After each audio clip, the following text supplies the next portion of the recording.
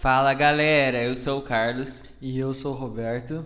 e hoje a gente está começando um novo episódio do Entre Amigos, né, o nosso lindo podcast. Hum? Hoje a gente quer falar um pouco sobre esperança, né? O que Isso. que é esperança para nós, qual que é a razão da nossa esperança, como ter esperança talvez e Uhum. é isso. A gente estava conversando aqui antes sobre esperança e eu tenho vivido bastante isso, sabe? Sobre ter esperança, sobre viver na esperança, na real. E, Carlos, é uma coisa que eu fiz uma pergunta e o que é esperança?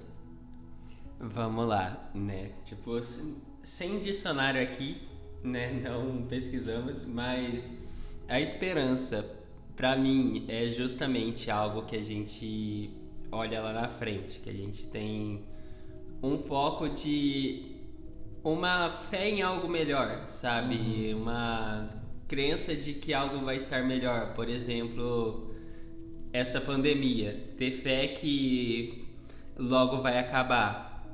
Isso é uma esperança, tem esperança que vai acabar isso, porque realmente tá. Você pode até ver que tudo à sua volta aponta para coisas negativas, mas você tem esperança que lá na frente vai estar melhor, sabe? Não ter esperança, ser pessimista, é algo que a gente tem que trabalhar dentro do nosso coração, literalmente, porque nós somos filhos do Senhor e nós temos essa autoridade de ter esperança, nós temos a autoridade de fluir nele, porque nós somos dele, simplesmente isso. Sim, exatamente. A gente até comentou de dias difíceis, né? E é uma. É saber que todo dia ruim, um dia acaba. Sim. Sabe, até comentei com o Roberto ontem que ontem eu tava naquele dia que nada vai, sabe, tudo dá errado, até o que dá certo, que você olha assim, tipo, parece que parece que não flui realmente, parece que tá tudo dando errado. Ontem foi um dia assim, tipo, comigo tava ruim, eu não tava me sentindo bem. Eu tinha amigos que chegaram assim no culto estressados e não, eu não sabia o que estava acontecendo, mas tudo parecia que estava dando errado. Mas, hoje eu até comentei também com o Roberto que o dia chegou estranho, de tão bom que começou o dia, sabe? Uhum. E é exatamente isso. A chuva um dia para. Pode estar chovendo, mas ela vai parar. Então é exatamente isso. Nada é para sempre. Os dias bons vão acabar, Sim. mas depois deles vai vir um dia ruim e pode vir outro dia ruim, mas com certeza vai acabar essa sequência de dias ruins e chegar um dia bom. Sim. E porque nada é eterno, sabe? Eu creio que é algo natural, sempre vai ter dias ruins, mas a gente sempre tem essa possibilidade de dia bom e a gente só não vai perceber o dia bom chegando se a gente estiver focando tanto nas coisas negativas, né, que o Roberto falou sobre as pessoas que não têm que não têm esperança. A gente foca tanto naquilo que é negativo que a gente não consegue ver o que está andando bem. Daí é aí que a gente não tem esperança, por estar tão pessimista, olhando só para aquilo que é ruim, a gente esquece de que tem outras coisas boas, né? Algo que eu gosto sempre, eu acho que isso me ajuda a exercitar uma esperança, né? Que é ver assim, nossa, deu tudo errado aqui. Ah não, mas talvez isso que deu errado aqui agora pode me ajudar lá na frente. Sim. Por exemplo, vamos supor, eu tô aqui tocando uma música com uma banda e eu errei uma nota. Uhum. E eu fiquei, nossa, eu não acredito que eu errei. Mas ficou marcada na minha cabeça. Na faculdade eu já passei por isso. Eu errei uma questão tão simples numa prova de anatomia. Até hoje eu lembro o nome daquela parte porque eu errei e fiquei indignado, sabe? Com curiosidade, qual que é a parte? Era a papila valada da língua de um boi. Meu Deus, mano. Eu não ia falar, sei que quis. Ó, gente, Nossa. desculpa. E é muito louco isso por causa de que quando a gente vê o pessimismo, a não esperança, assim, como que a gente age a respeito disso, como que a gente vive em meio a essas circunstâncias, afeta muito o nosso interior e nosso exterior também, porque nossa casa fica totalmente bagunçada, não é verdade? Sim. E tipo, cara, é muito estranho, porque quando eu não tô com esperança, a minha casa vira de perna pro alto. Mas sabe um ponto interessante? Eu tava comentando contigo, né? Vamos dar um parênteses aqui. A gente tava comentando algumas coisas pra ajeitar, assim, no nosso podcast, na nossa rotina, do que a gente pode fazer pra melhorar. E eu ouvi uma frase que me marcou muito essa semana, que era justamente sobre isso. Que a casa, ela tá bagunçada, mas quando você vai arrumar ela, a primeira parte parece que você bagunça ela mais ainda. Sim. Porque você tira tudo do lugar para depois arrumar. Então, Sim. a primeira instância de uma organização é um caos. Sim. Tipo, primeiro vem o caos, depois vem a ordem, né? Algo que eu tenho batido muito na tecla com todo mundo que eu converso é isso. Primeiro vem o caos, depois a ordem. Você tem que organizar uma casa, você tira tudo do lugar e olha, meu Deus, que bagunça. Mas porque você não tem esperança em ver só aquela bagunça acontecer. Mas aí, por as coisas estarem bagunçadas, por você ter tirado elas do lugar, de repente você começa a organizar e no final você olha, valeu a pena. Eu acho que essa é a chave da esperança, você olhar lá na frente e falar, não, valeu a pena suportar, valeu a pena esperar, eu enfrentar e esperar esses 5 anos de faculdade terminar, porque agora eu tô aqui, isso abriu portas pra mim em alguma área da minha vida. Sim. Isso serviu pra algo, eu adquiri conhecimento ou qualquer outra coisa. Então a esperança é isso, você sabe que a sua volta só tem coisas aparentemente negativas, né? Mas você tem como olhar o lado positivo dessas coisas, mas o principal é saber que essas coisas negativas lá na frente se tornarão juntas algo positivo.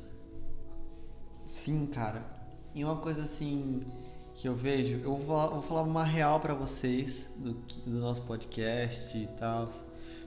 Hoje a gente olha pro podcast e fala assim, uau, a gente tem esperança que isso vai pra frente, entende? Mas no começo a gente não tinha nenhuma esperança. Quem viu o primeiro episódio sabe que, olha, tava e é engraçado que o primeiro episódio que tem a maior visualização do nosso podcast. E é engraçado isso. E eu acho interessante por causa que quando a gente começou com medo, a gente começou não tendo esperança, a gente achava que aquilo ia passar só por alguns dias e a gente ia terminar naquele ali mesmo, mas o Senhor deu uma vontade, uma coisa muito louca pra gente, para que a gente continuasse. E hoje a gente tem nossa salinha, graças a Deus, hoje a gente tem nossos microfones, a gente tem como a gente gravar, e tipo, o Senhor tem sustentado a gente, e é um propósito que nós temos com o Senhor, literalmente. Então sempre a gente está buscando algo novo, sempre a gente está almejando coisas maiores, porque o Senhor está no controle disso. E é uma coisa muito interessante, aquelas pessoas que não têm nem conhecimento de quem é o Senhor, porque elas não têm fé.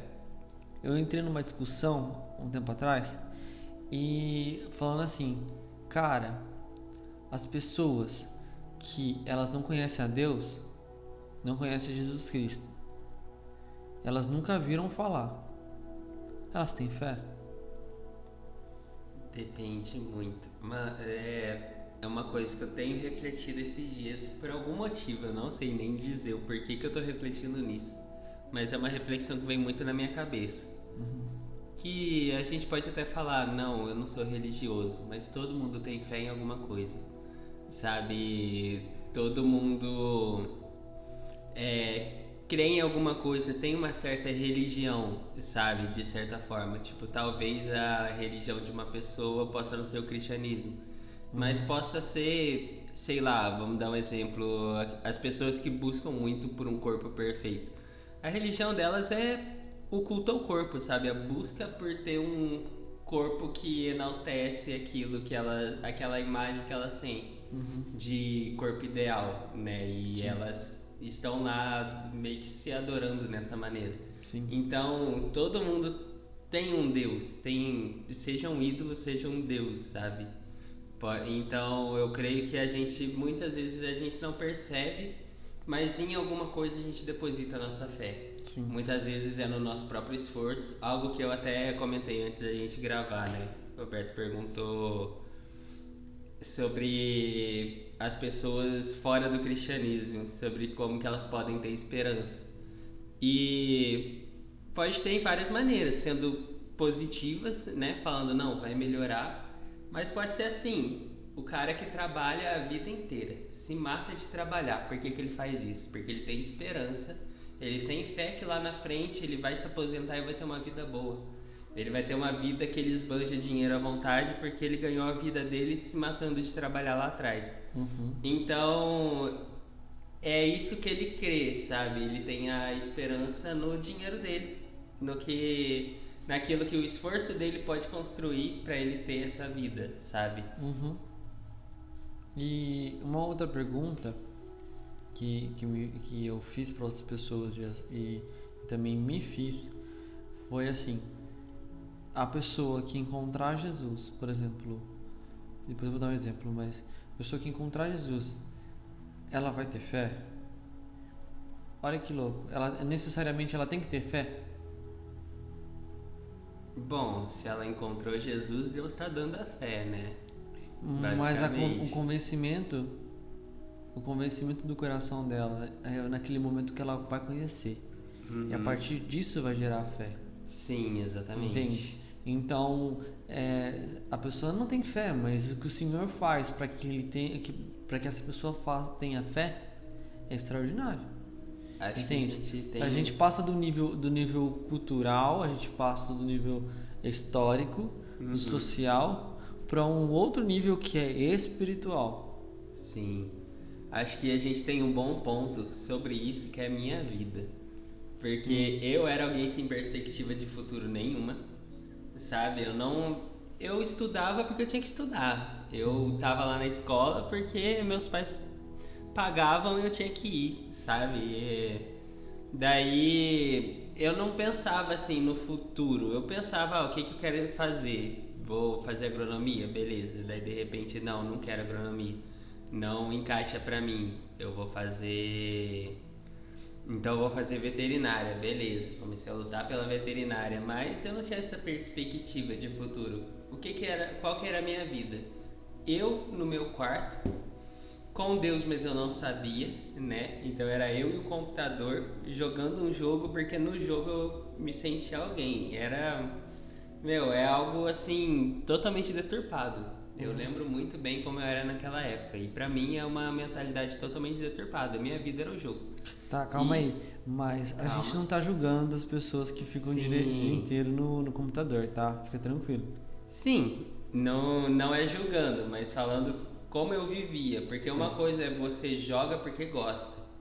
Outra coisa é você joga porque aquilo é sua vida. Sim. Essa é a questão. Isso daí é doença, tipo, de certa forma. É um desequilíbrio total. Sim. Essa é a questão.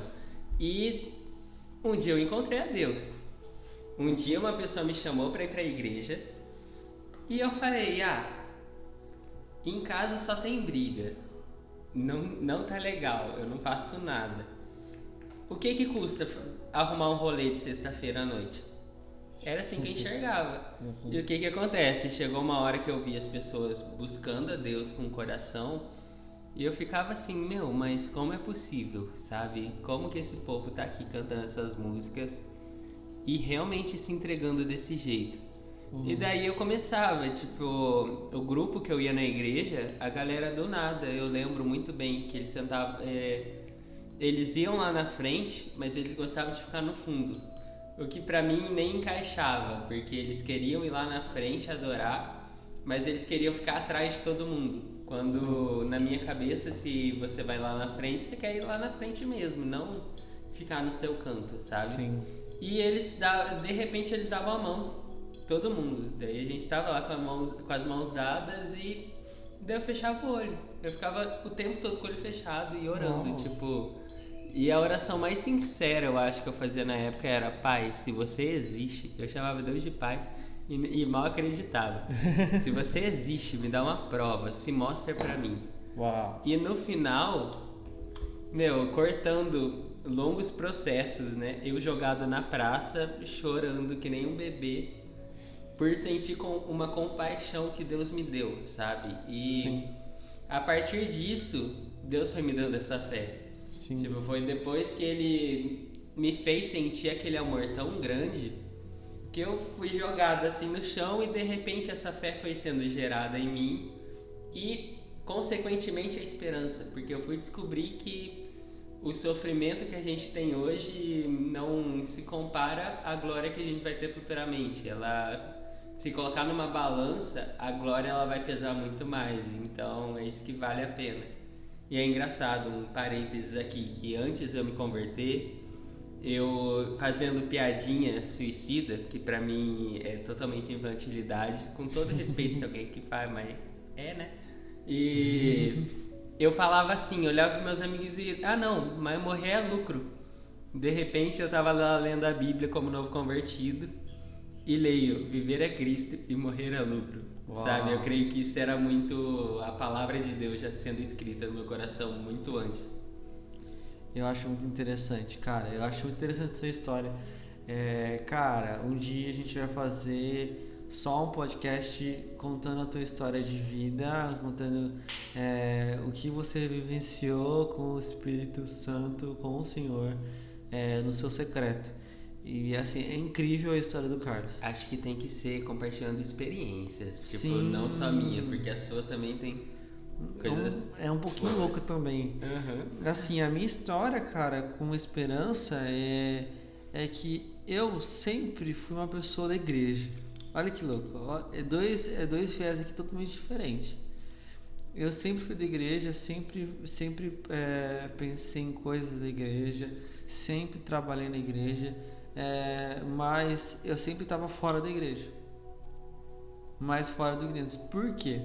Por causa que eu era uma pessoa sensível, mas uma pessoa insensível por dentro do meu caráter. Ou eu era uma pessoa que não estava muito me importando com o que o Senhor queria dizer, mas sim com o que as pessoas queriam dizer. E isso acabava afetando muito mais meu coração do que outras coisas. Até que teve uma vez que, por causa de um short que eu fiz no ensaio com um short, um pastor ele proibiu eu e minha mãe de entrar dentro da igreja. E a gente não podia tocar, a gente não podia fazer nada. E eu entrei em desespero, né?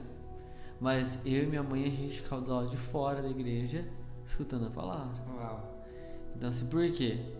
Por causa que o Senhor era o único motivo da nossa vida. Ali a gente entendeu que a esperança estava nele, não estava nas pessoas. Mas mesmo assim a gente erra, né? Uhum. A gente dá murro e ponto de faca várias vezes. A gente aprende sofrendo, né? Sim. É incrível isso. E assim, teve um momento que eu tive um hiato. Eu tive um tempo que eu falei: se você existe mesmo, eu fiquei muito bravo e eu falei assim: pai, se você é meu pai mesmo, você vai falar comigo. Se você não for meu pai, eu quero você longe de mim. Eu quero que você saia de perto de mim. Eu não quero mais ver você. Eu não quero mais sentir você do meu lado. E quando você expulsa o Senhor de você, literalmente ele sai, né? E tipo, ele sempre teve um propósito, mas eu recusei o propósito. E o que aconteceu foi que eu comecei a estudar e comecei a virar uma pessoa muito cética, muito detalhista em coisas minhas, em coisas dos outros também, mas isso é irrelevante. E, mano, o que eu entendo é que a minha esperança nas coisas fúteis não me levaram a nada, sabe? a minha esperança em momentos não me levaram a nada. A minha esperança em momentos que eu estava tocando com banda sertaneja, com banda de rock, sabe? Não me levaram a nada. Só me trouxeram decepções. Eu sei que foi uma época muito legal para mim, sabe? Eu aprendi muita coisa. Hoje eu uso muita coisa disso nas minhas músicas, no meu jeito de dar aula, mas eu entendo que as pessoas, elas são muito fúteis quando elas pensam em esperança. E as pessoas, elas precisam entender que a futilidade, ela não vem através da esperança. A futilidade, ela vem através do querer dela mesmo, e muitas vezes ela não entende o que é esperança dentro do Senhor, né? Vamos falar do Senhor, entende? Uma coisa, cara, primeira vez que eu fui pra missão, eu fui para um bairro, eu fui para uma cidade chamada Caguazu, lá no Paraguai. Cara, se você for pegar no mapa do Google Maps, você vai ver que é bem no meio do Paraguai. E cara, vou falar pra você, é uma cidade muito pobre. Brother, quando eu descia, a gente ia pra um campinho que eles tinham, e a gente tinha que passar numa ponte. Você olhava de um lado, vinha, tinha uma cachoeira de lixo, nojenta, brother. E aquela cachoeira de lixo nojenta, descendo aquele riacho, aquele lixão, sabe? Era muito estranho. Uma cidade que, assim, mais pro centro era legalzinho, né? Legalzinho entre aspas também, porque não tinha muita coisa. E tipo, mano, a gente encontrou muita coisa lá. E a primeira coisa que eu cheguei em casa, eu doei quase todas as minhas roupas. Eu fiquei com tipo 10 camisetas e 3 calças, 2 tênis, sabe? Uma blusa de frio, 2 blusas de frio e show. Eu não precisava de mais nada, porque eu percebi que as pessoas que viviam lá, elas eram felizes, sabe? E elas tinham pouco. Então eu trazia com um pouco com muito, sabe? Uhum. Isso me trouxe uma compaixão que fala assim, cara, eu não preciso de muita coisa para viver pro Senhor e para viver essa esperança que vem do Senhor. Eu não preciso de muita coisa para entender que, cara, quando eu for para a missão, eu tenho que ter esperança que aquelas pessoas daquela cidade, eu vou impactar aquela cidade junto com outras pessoas. Porque o Senhor está em mim, eu tenho esperança que o Senhor vai fazer algo naquela cidade para mudar a cidade, sabe? Uhum. Então, e isso foi uma experiência muito forte para mim, sabe? E no último culto que a gente fez fez numa praça junto com todos os missionários, tal, veio bastante gente e muita gente lá do Paraguai, que eles são muito fechados. Assim, mas eles gostam de conversar com o brasileiro. Isso é um ponto positivo. Mas, cara, eles se entregaram totalmente mesmo, sabe? Teve muitas pessoas que foram para a igreja de verdade, com esse pacto que a gente fez lá. É muito forte isso, cara, porque se você não tem esperança no que você tem, por exemplo, na sua faculdade, no seu trabalho, na sua vida com sua namorada, com sua esposa, na sua vida com seus pais, que algo vai mudar, que o Senhor está na frente, ou que algo vai mudar e que se você não tem religião nenhuma, que algo vai mudar e que os seres vão trazer algo para você, cara, você parece que você não está existindo, sacou? É uma coisa que eu vejo muito, que eu ouço muito, é que os caras falam bem assim: eu já fiz tudo na minha vida e eu preciso encontrar alguma coisa nova pra fazer, porque eu já conquistei tudo que eu queria. Os caras falam bem assim. Daí eu olho a falta de esperança.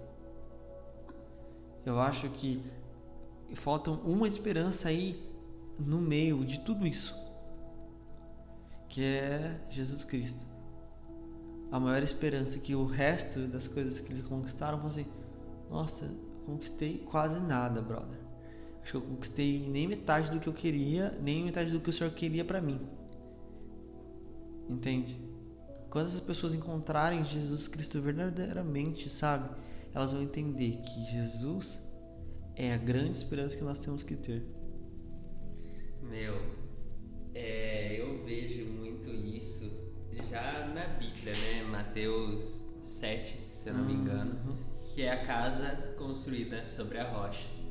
Né? A gente, vamos colocar assim, a rocha é esperança, a rocha e a areia. Tipo, a casa está sendo construída num solo, o solo é esperança. Mas a sua esperança tem que estar alicerçada em algo. Sim. Se ela está alicerçada em algo passageiro,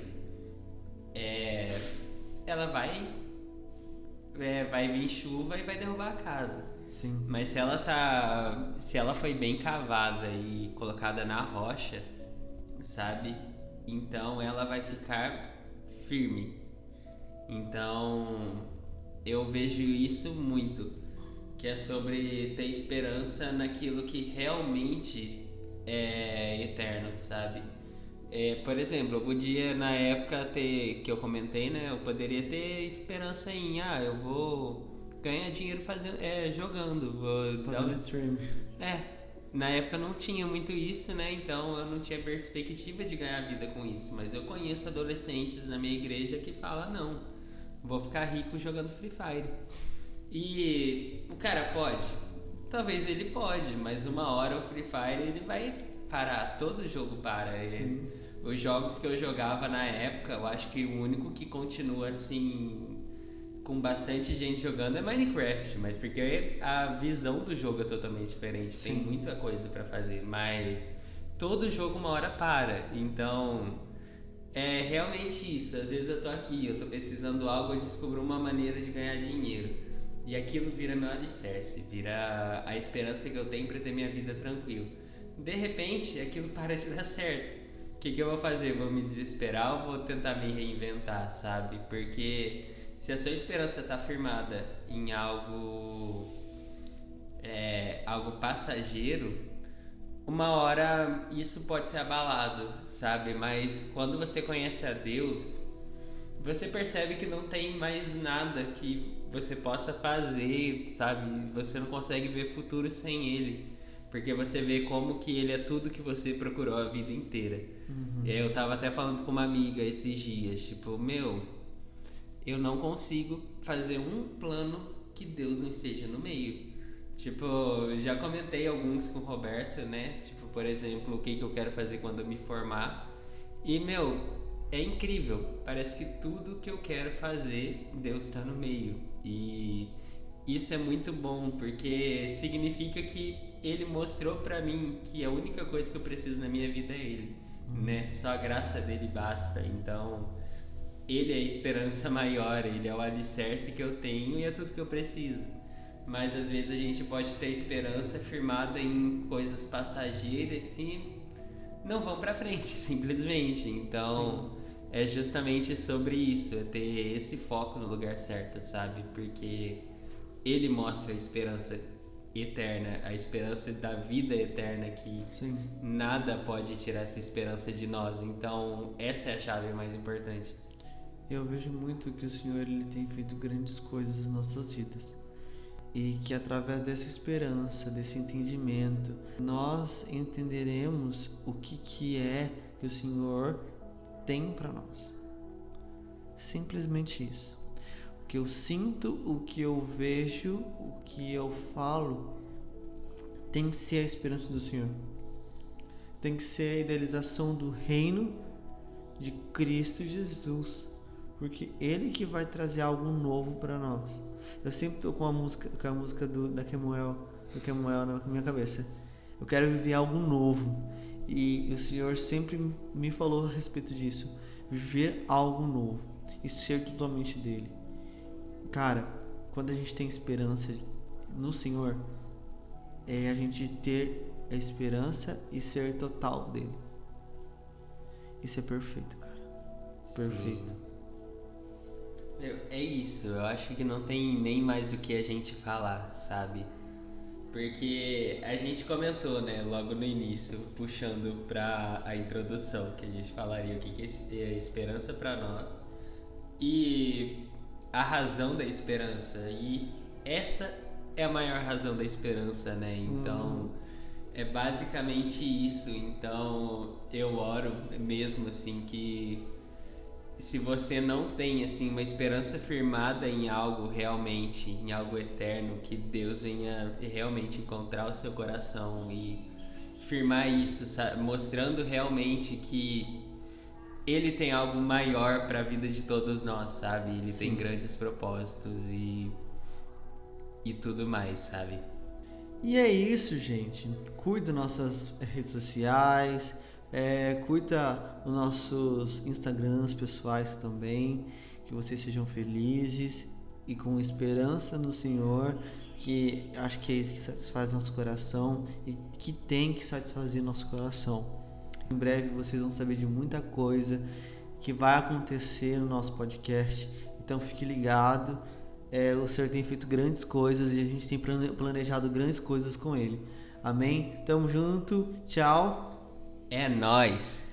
E até mais.